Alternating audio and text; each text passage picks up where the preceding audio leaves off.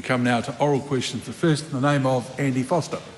Mr Speaker, my question is to the Minister of Regional Development and asks, what recent announcements has he made regarding geothermal energy? The Honourable Shane Jones. Mr Speaker, earlier today I announced the first site for supercritical geothermal further exploration. This is an exciting development, a contributor to energy resilience. The location is the Rotokawa Geothermal Reservoir, and it is on Tauhara land. It's a classic example of where the Crown can work effectively with Māori landowners, both committed to expanding the supply of energy for the future development of our country. Obviously, it builds upon the $60 million committed from the RIF Fund as a practical demonstration of how we can better secure the future of energy resilience. Supplementary, Mr Speaker. What else can he tell us regarding supercritical geothermal energy? This is a challenging area, sir. Not only does New Zealand have a high calibre and a high range of graduates in terms of this natural resource industry, but the technicalities and the demanding engineering requirements mean that we will be drawing on international talent and using homegrown expertise. The first phase of this project involves not only further pre-feasibility studies, but we will be able to borrow on the broad range of experiences that are now within the New Zealand economy as a consequence of having a long period of development of this industry. I expect drilling to start within the next 18 months. Supplementary, Mr Speaker. Why is this energy important for New Zealand? Well, given that the opposition spokesman for energy has repeated the Labour Party assertion they will be repealing the legislation recently passed, where we have overturned the oil and gas ban, we now need to ensure that our energy future is not held hostage to vanity politics by people who realise they made a tragic error cancelling the oil and gas ban. With all due respect, the rules are that you don't use a supplementary question to attack the opposition, and that answer was certainly running as close to the border of that as possible. Just bear that in mind. Andy Foster. Supplementary, Mr Speaker. How does this help the regional economy? First, speaking to the point of order, I'd like to make a point of order, sir. Point of order, the Honourable Shane Jones. Speaker's rulings are very clear that you're not a quizmaster. They also are very clear that question time is essentially a political experience. I think your admonition is, if not unworthy, then unnecessary. I'd be interested to know. Speaker's rulings are what guides the House in these matters, and it's long been a Speaker's ruling, and I've stated a number of times that a government cannot use questions to itself to attack the opposition. The clerk has just provided me Speaker's ruling 2054. Shouldn't bring other parties into answers, plus 1813. So here's the point, that while a government has obviously the ability to point to situations that they have inherited, and the latter part of the question most certainly did, but referring to comments from spokespeople is outside of that, in my opinion. Speaking to the point of order. Sir, well, Speaker's ruling 206 and 207 make it very clear that question time is a political experience, and it actually uses the expression quizmaster. Yes, that was in reference to a former quizmaster who operated in this chair, who actually also insisted that all questions begin with where, when, what and why. I certainly have not followed that practice. The Honourable Winston Peters. Right on, Winston Peters. Speaker, can I just make this point on this issue? We're talking about a policy or concern where most countries would seek bipartisan support, so there's a continuum of the policy, election by election, regardless of there being a change of government. And the inability to make that point that bipartisanship doesn't exist is surely not just politicking, it's making a clear statement that the people outside there need to know. That's what this is a conversation, not just with ourselves, but with everybody out there and the thousands of people listening. They need to know we've lost the chance of our bipartisan approach. And that's not attacking the opposition, it's just stating a fact. Well, it depends on where you position that bipartisan point.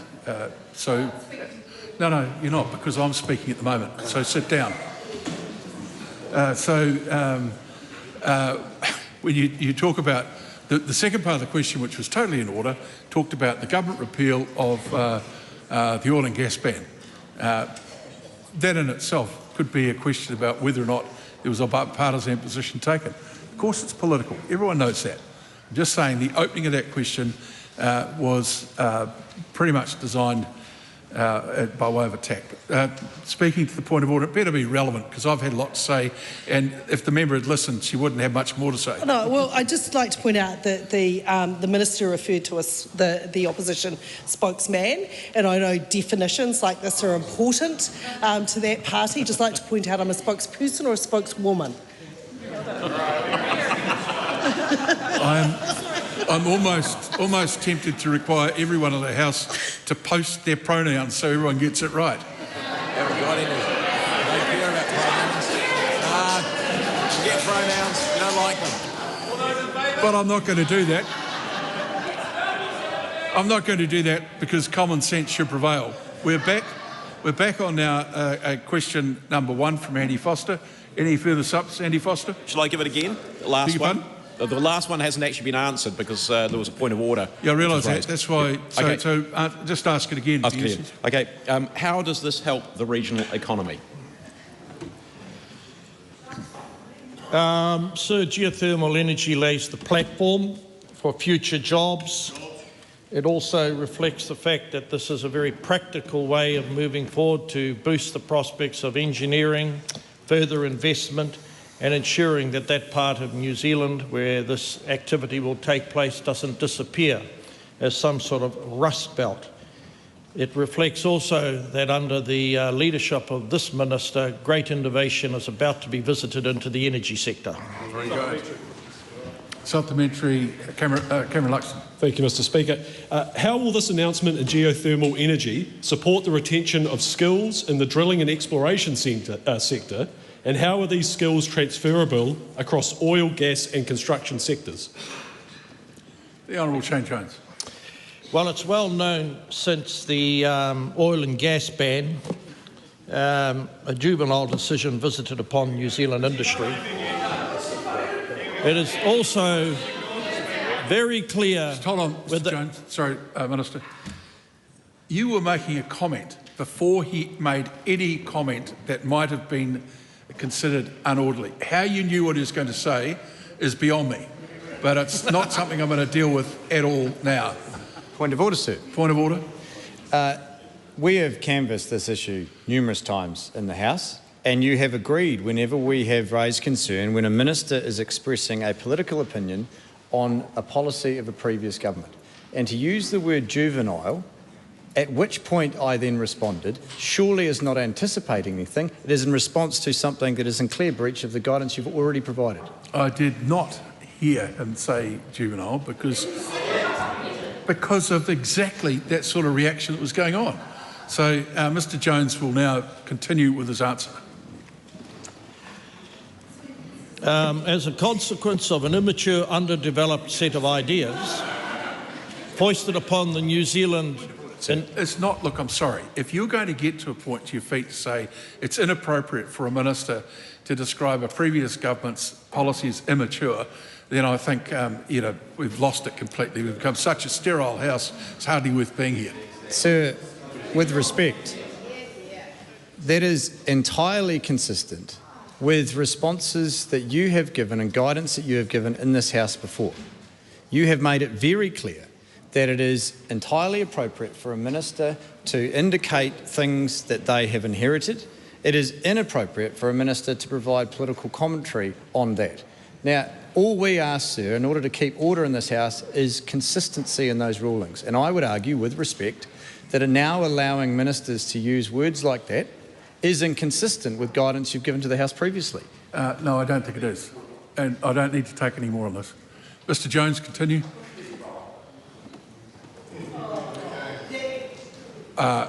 Look, I don't want to have to send someone out over something as silly as this, but I'm prepared to. Sir, as a consequence of decisions that have led to deindustrialisation, enormous amounts of unemployment, a weakening of a key provincial city, it falls to this government to look for alternatives. Stop, sorry. For fear that someone might take a point of order, one of the words or other that Mr Jones might utter, we'll have this answer in complete silence, including from the Green Party. Mr Jones, start again. I'm answering a question which is what is the impact on regional economies? The regional economy of Taranaki has slid down inexorably into a very dangerous place where there is great unemployment, shops are closing. Fortunately, the men and women who gained their experience in the oil and gas industry and the rig affectionately known as Big Ben will be deployed. But that deployment, sadly, is reflective of a very dangerous, job-destroying, industry-destroying policy announcement of several years ago. And New Zealand, in some cases, will never, ever recover from the most destructive energy decision made since the Treaty of Waitangi, otherwise known as the oil and gas ban, virtue signalling juvenile attempt.